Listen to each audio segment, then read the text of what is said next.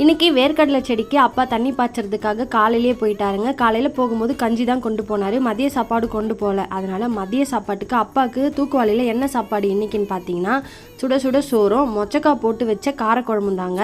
இந்த மொச்சக்காய் கூட வந்து பார்த்திங்கன்னா கத்திரிக்காய், முருங்கைக்காய், உருளைக்கிழங்குலாம் போட்டு வச்சுருந்தா ரொம்பவே வந்து டேஸ்ட்டாக இருக்குங்க. புளிக்குழம்பு மாதிரி தான், நல்ல காரசாரமாக புளிப்பாக இருக்குங்க. அவ்வளோதாங்க. அப்பா ஒரு ஆளுக்கு தேவையான சோறு போட்டு அதில் குழம்பு ஊற்றி இந்த மாதிரி மூடி எடுத்துக்கிட்டேன்.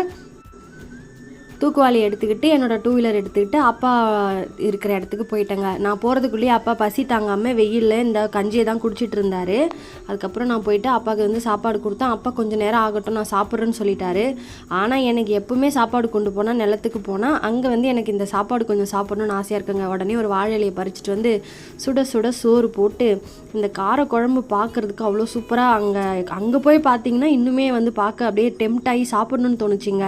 உடனே கொஞ்சம் போல் ஊற்றி பிசைஞ்சி சாப்பிட்டா அடடா அவ்வளோ அருமையாக இருந்தது. எதிரவே கதிர் வந்து நல்லா குலுங்கி நம்மளை பார்த்து சிரிக்கிற இந்த நெல் பயிருங்க. இதுக்கு முன்னாடி உட்காந்து சாப்பிட்டுட்டு இருந்தேன். உடனே அப்பா கொய்யா மரத்துலேருந்து ஒரு கொய்யா பழத்தை எடுத்துகிட்டு வந்து அரிஞ்சு கொடுத்தாரு.